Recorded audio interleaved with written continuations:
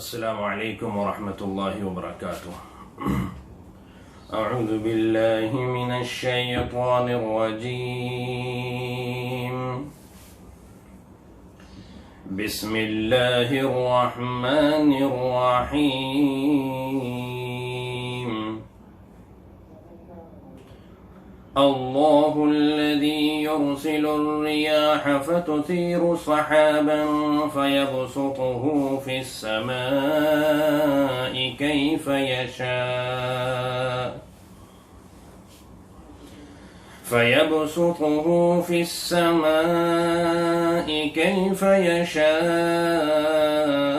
ويجعله كسفا فترى الودق يخرج من خلاله فإذا أصاب به من يشاء من عباده إذا هم يستبشرون وَإِن كَانُوا مِن قَبْلِ أَن يُنَزَّلَ عَلَيْهِم مِّن قَبْلِهِ لَمُبْلِسِينَ فَانظُرْ إِلَىٰ آثَارِ رَحْمَةِ اللَّهِ كَيْفَ يُحْيِي الْأَرْضَ بَعْدَ مَوْتِهَا إِنَّ ذَلِكَ لَمُحْيِي الْمَوْتَىٰ وَهُوَ عَلَى كُلِّ شَيْءٍ قَدِيرٌ صدق اللہ العظیم۔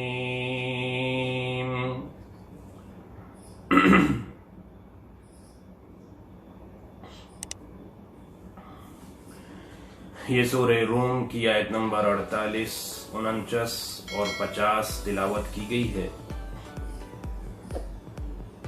اللہ تبارک و تعالی نے ان آیتوں میں بھی اپنی قدرت کی نشانیوں کا ذکر فرما کر آپ صلی اللہ علیہ وسلم کی رسالت اور عقیدہ آخرت کا ذکر کیا ہے۔ چنانچہ اللہ تبارک و تعالی فرماتے ہیں کہ اللہ الذی یرسل الریاح فتثیر سحابا، اللہ ہی ہے جو ہوائیں چلاتا ہے۔ ہوائیں چلانے والی ذات کس کی ہے؟ اللہ کی۔ یہ وہ ہوائیں ہیں جو اپنے کندھوں پر بادلوں کا بوجھ اٹھا کر جہاں اللہ چاہتے ہیں وہاں جاتی ہیں۔ اسی لیے اللہ فرماتے ہیں کہ فَتُثِيرُ سَحَابًا فَيَبْسُطُهُ فِي السَّمَاءِ كَيْفَ يَشَاءُ،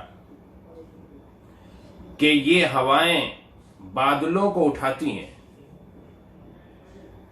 سمندر سے بادل پانی لیتے ہیں، پھر یہ ہوائیں ان بادلوں کو اٹھاتی ہیں اور ان بادلوں کو اللہ تبارک و تعالی جہاں حکم دیتے ہیں وہاں لے کر جاتی ہیں، اور جس کیفیت کے ساتھ اللہ چاہتے ہیں اس کیفیت کے ساتھ جاتی ہیں۔ یعنی کئی دفعہ تو ایسا ہوتا ہے کہ وہ ٹکڑے ٹکڑوں میں پھیل جاتے ہیں بادل، اور کبھی ایسا ہوتا ہے کہ ان کو اللہ رب العزت تہ بتہ اکٹھا کر دیتے ہیں ایک جگہ۔ کہیں ہلکے بادل ہیں اور وہ بادل جو ہوا نے اٹھائے ہیں ان کو اللہ نے پھیلایا، اور بہت سی جگہ پر جہاں جہاں اللہ نے چاہا وہاں ان کے ذریعے سے پانی برسایا۔ اسی طرح کہیں پر اللہ رب العزت بادلوں کو تہ بتہ اکٹھا کر دیتے ہیں اور گھن گھور گھٹا کی شکل بنا دیتے ہیں، اور تیز موسلا دھار بارش پھر ان سے برستی ہے۔ یہ دو طرح کی کیفیت ہے اللہ تبارک و تعالی کی طرف سے۔ تو اسی کو اللہ فرماتے ہیں کہ فَيَبْسُطُهُ فِي السَّمَاءِ، جیسے اللہ چاہتے ہیں آسمان میں اس کو پھیلا دیتے ہیں، وَيَجْعَلُهُ كِسَفًا، اور جہاں اللہ چاہتے ہیں اس کو تہ بتہ بنا دیتے ہیں، اکٹھا ایک ہی جگہ اللہ پاک ان کو کر دیتے ہیں۔ لیکن دونوں حالتوں میں آپ دیکھتے ہیں فَتَرَى الْوَدْقَ يَخْرُجُ مِنْ خِلَالِهِ، کہ ان کے درمیان سے بارش برستی ہے اور بارش کی بوندیں نکلتی ہیں، می برستا ہے۔ یہ اللہ تبارک و تعالیٰ نے ایک حقیقی مثال دی ہے جو ہم अपनी आंखों से देखते हैं। लेकिन अल्लाह तबारक व तआला का यही हाल अपने बंदों से मुताल्लिक भी होता है। जिस तरह जमीन मुर्दा हो जाती है और उसे जरूरत होती है बारिश की, और लोगों को इंतजार रहता है कि कोई बादल आए और वो बारिश बरसाए, ऐसे ही जब जमीन में फसाद फैल जाता है, जुल्मत फैल जाती है, अल्लाह की नाफरमानी आम होने लगती है, कत्ल गारतगरी के बाजार गर्म हो जाते हैं, जिना के अड्डे लग जाते हैं, हर आदमी परेशान रहता है और वो इस इंतजार में होता है कि कोई अल्लाह की तरफ से मसीहा आए और हमें इस तारीकी से, इस जुल्मत से और इस गुनाहों की दलदल से निकाले और वो नेकी की तरफ, अच्छाई की तरफ, रोशनी की तरफ, खुशहाली की तरफ लेके आए। एक बेहतरीन मिसाल अल्लाह ने दी है। इसीलिए अल्लाह तबारक व तआला ने उन लोगों की मिसाल जो लोगों को जुल्मत से निकालते हैं, तारीकी से निकालते हैं, जो कुफ्र और शिरक से निकालते हैं, गुनाहों की दलदल से निकालते हैं, उनकी मिसाल अल्लाह ने बादलों की दी है कुरान करीम के अंदर। इधर बादल आए, उन्होंने पानी बरसाया, मुर्दा जमीन में जान पड़ गई, उसकी पोशीदा कुव्वतें उभर कर आ गई, वो लहलहाने लगी, पुर रौनक हो गई और ज़राअत के काबिल हो गई, फसलों के काबिल हो गई, उससे गल्ले और बेहतरीन नफा बख्श चीजें निकलने लगी। ऐसे ही जब कोई अल्लाह का बंदा, कोई मर्द मोमिन मेहनत करता है और लोगों को वो दीन की दावत देता है, तो जो लोग अल्लाह से दूर हो चुके थे, जिनके अंदर की सलाहियतें मांद पड़ चुकी थी, जो अपने गुनाहों की वजह से अपने दिलों को सियाह कर चुके थे,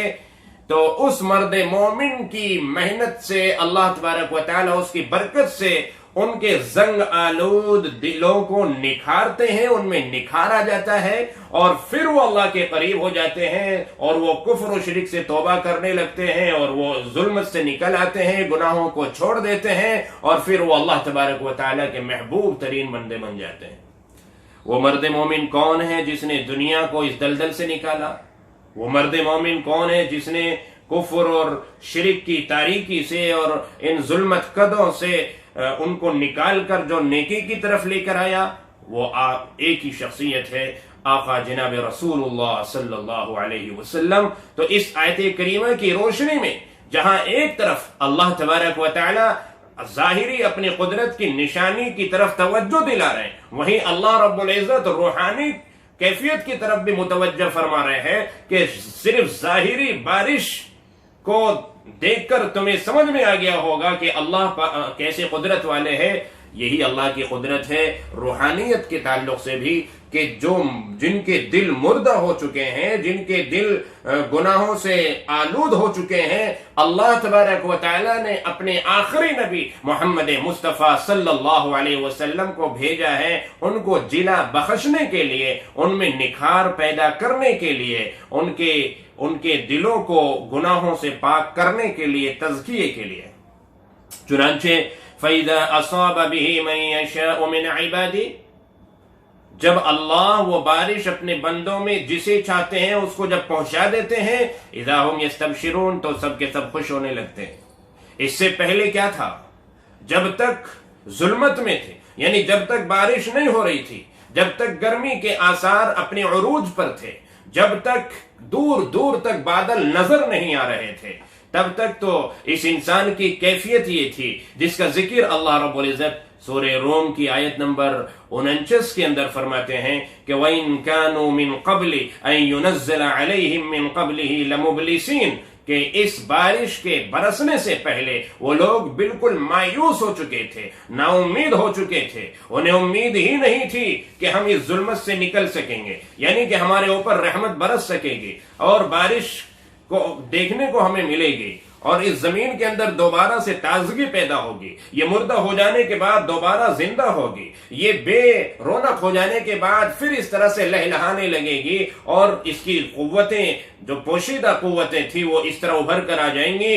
उम्मीद नहीं थी लोगों को, लेकिन अल्लाह ने अपनी जरा सी बारिश किया बरसाई, इज़ा हुम यस्तबशिरून, सब खुश हो गए। सुभान अल्लाह। अभी थोड़ी देर पहले यहाँ का मंजर क्या था اور اب تھوڑی دیر کے بعد یہاں کا منظر کیا ہو گیا، دیکھنے کے لائق ہے۔ ابھی تو یہ اجڑا چمن تھا، لیکن اب تھوڑی دیر کے بعد دیکھیے تو گلے گلزار بن گیا، اور یہ